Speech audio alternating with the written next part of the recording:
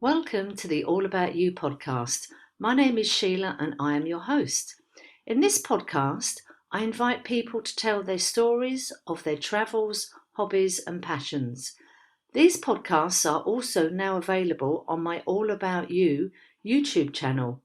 So if you have a story to tell, please contact me on allaboutyoupodcast@yahoo.com and let's tell your story. Welcome back to the All About You podcast, and we are continuing with the mini episode of travelling around the globe with Pier. I think we're going to call this Pierre's Travels. And this time, Pier, we're off to Nigeria. So let's go travelling. Thank you, Sheila. Yeah, so it was Oman, Holland, and now Nigeria. So we are crisscrossing around the globe. Nigeria, I started there in January 1990. And it is a country located on the west coast of Africa. Warri, that was the base where I lived and worked, and it only could be reached by air from Lagos. Lagos was more or less the capital of Nigeria. Not the official capital, because that was Abuja, but everybody knows that the airport, everything is in Lagos. There was also another base of our company, and it was in Port Harcourt, that was in the south of Nigeria. And that was well known years and years ago because there was the Biafra War. That time, when I was there in 1990, it was more or less safe to travel inland, but we used a convoy or 4 or 5 expat families together to explore the country. In Nigeria, you have a big river, and the river is called Niger. And that river more or less separates the two cultures. You have to the ocean side, the west side is the Christian part, and to inland, to the east is the Muslim part. Once you cross that, and the Christian part is poor, although it is full with oil and gas industry, and the Muslim part is rich because all the money from the oil and gas goes to the Muslim part. Yeah. But there it was safe because there you have the martial law. So you didn't have much bother by robberies and stealings.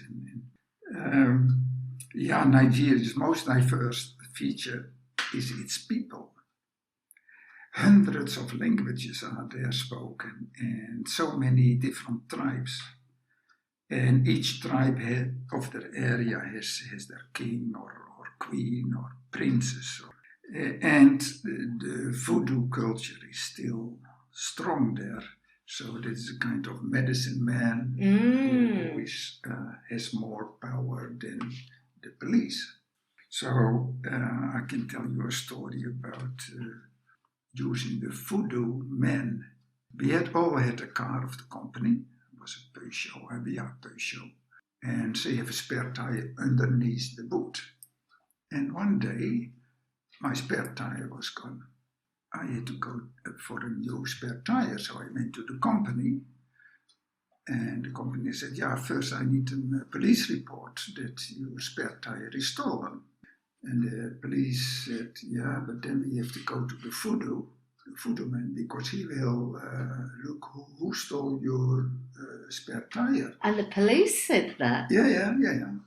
So we went to the voodoo man and with rituals, and of course I had to pay a bunch of nairas.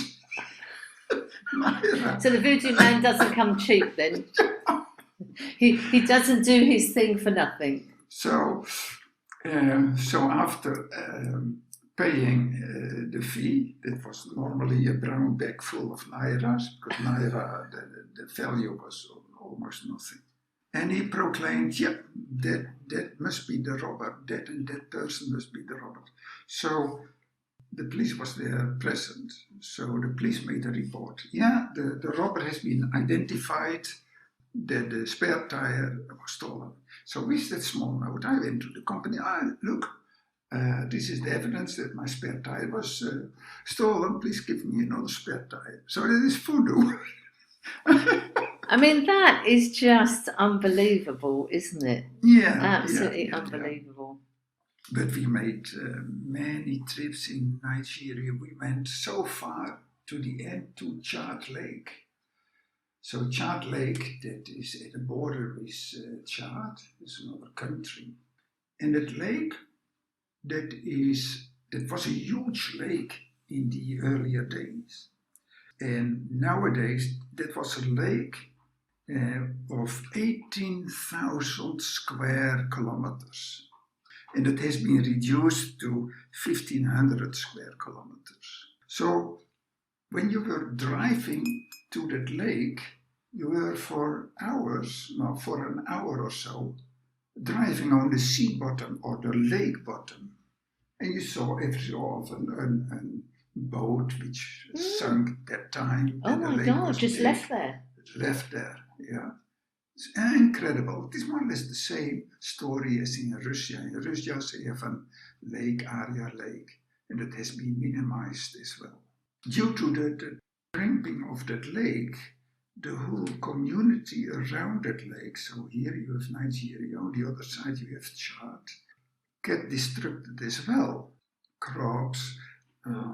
Yeah, because life centres around where the water is, doesn't it, in a lot of countries? Yeah. And that is the area where nowadays Boko Haram, that is the Islamic terrorist group, more or less initiated their cruelty there. Yeah. So, but that time was nice to visit there. Yeah. So it shrunk about 90%, that lake. Another trip in Nigeria was Abuja. Abuja, the new capital. And why they decided for a new capital? Because there are so many tribes in Nigeria, and Nigeria is a former British colony.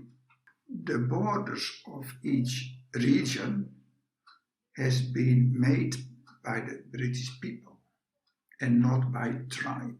You had a lot of small wars between the tribes.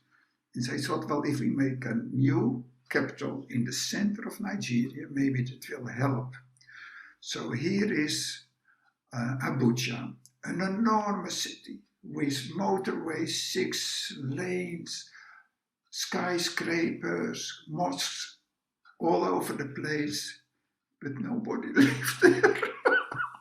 How bizarre. So it's like a ghost town. It was a ghost town. Now what I hear is that Abuja is coming alive and is becoming the real capital.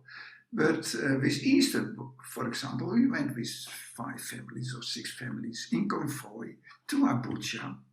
And there we are, coming in Abuja. All the buildings are covered in greenery because the forest is taking over the new city. The city is called in Nigeria Berger City. Why Berger City? Because Berger is a German company. They built that city. So they put up the money to build everything, right? All the motorways, the bridges, whatever. And there was one hotel open there, the Hilton Hotel. But it only had the top stories vacant and available for people to stay, because the rest was all overgrown by shrubs and trees of the forest. Because it had been left for so long, so all the plants and trees had taken root, so you can only use the top floor. I like to mention another outing, and that was on the Ogun River.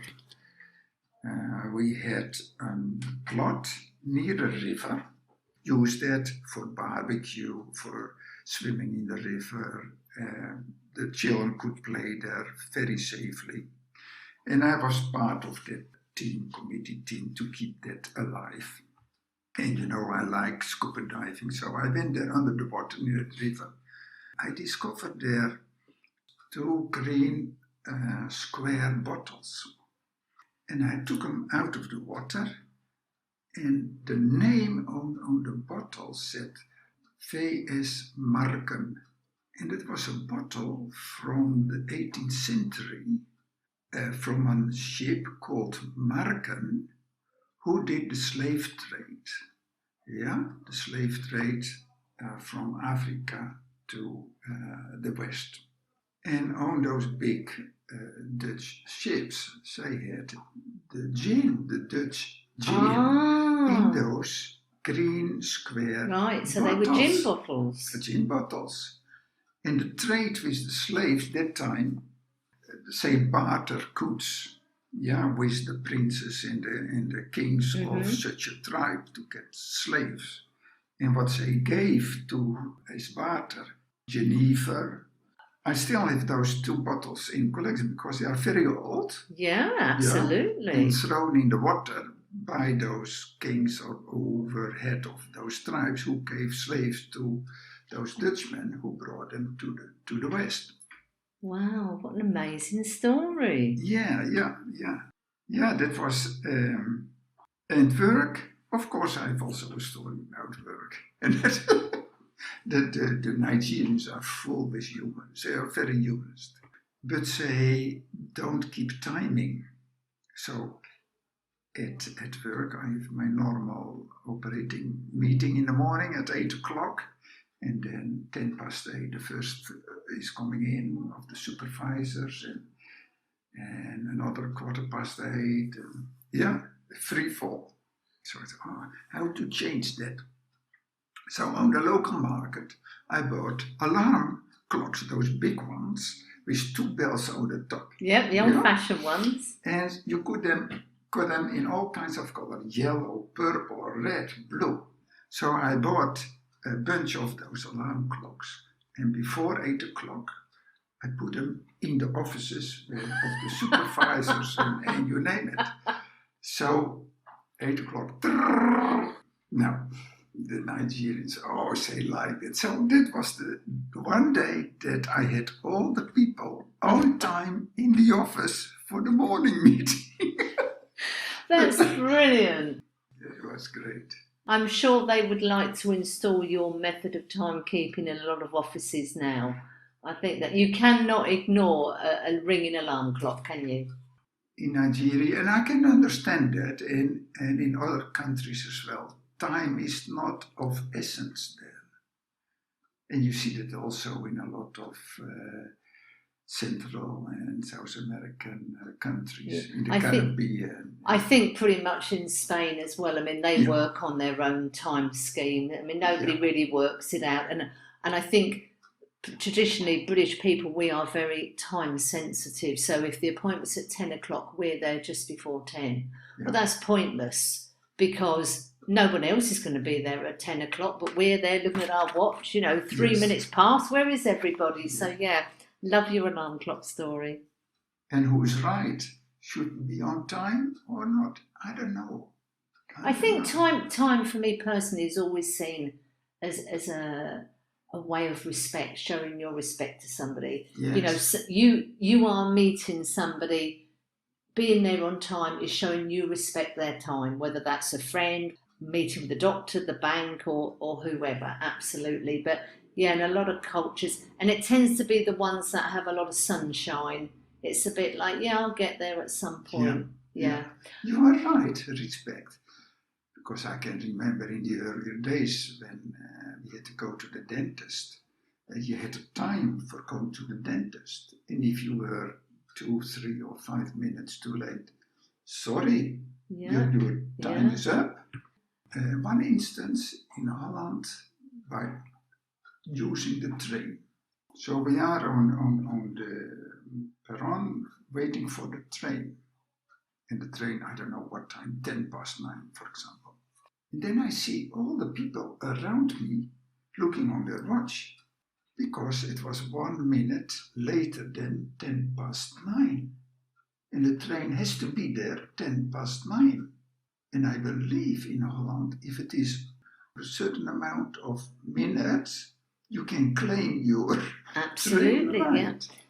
Now, being retired, I don't mind at all if I walk in the morning in the park and then I see along the path people sitting on a coffee or already on a beer. Or especially in Spain, no problem with that. Yeah, what is better?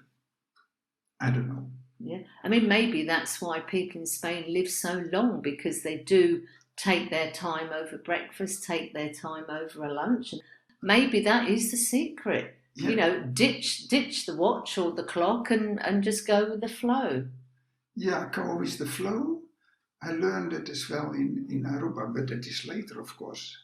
When I had to go to a bank or electricity company or whatever, I always took a book with me. For example, the bank, and there are six cashiers. cashiers, and only two are occupied. And when it is your turn, so first I take my reading book. Okay, it is your turn. And then you come up to the cashier, and then she's taking up the phone, and then you hear the conversation. Oh no, my sister is not coming this evening, and how is your husband? And didn't you forget that? And I'm listening and looking the person in the eyes, and she or he was looking in my eyes. How can you do that? You have a job. But okay, that was a normal thing in Aruba. So every time I took a book with me to read, yeah. I think it's a very, very interesting situation looking at different countries and their attitude to time. Yeah, but who is getting upset? That lady will not get upset. No, absolutely. We are the ones that are, time is respect and we're the ones with the high blood pressure and the veins popping out of our forehead because, hang on a minute, you're here to offer a service, but you're talking about what your sister's been up to and what you're buying for dinner tonight. Yeah. Absolutely. Yeah, maybe we just do need to chill out a bit. Yeah. So that was Nigeria. Another part of Nigeria that is in the northern part, that is the Muslim part, and the head of the imam is living in Karun. Beautiful.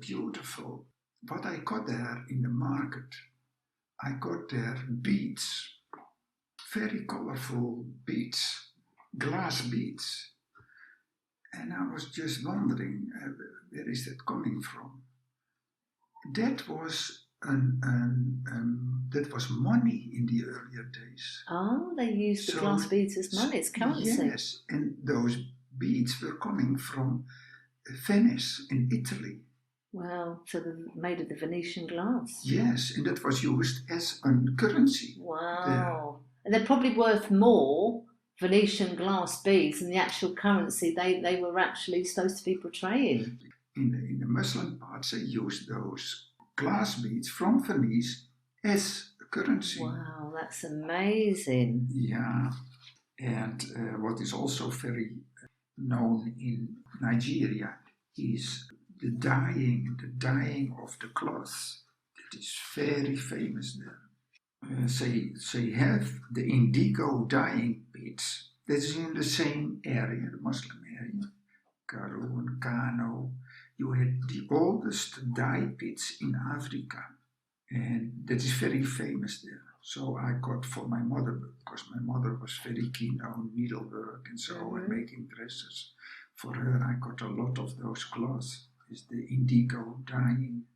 In the beginning of 1993, I got a message that I had to move again to Gabon. So that were my 3.5 years in Nigeria. Some great stories there. So next podcast, we're off to Gabon. Yeah.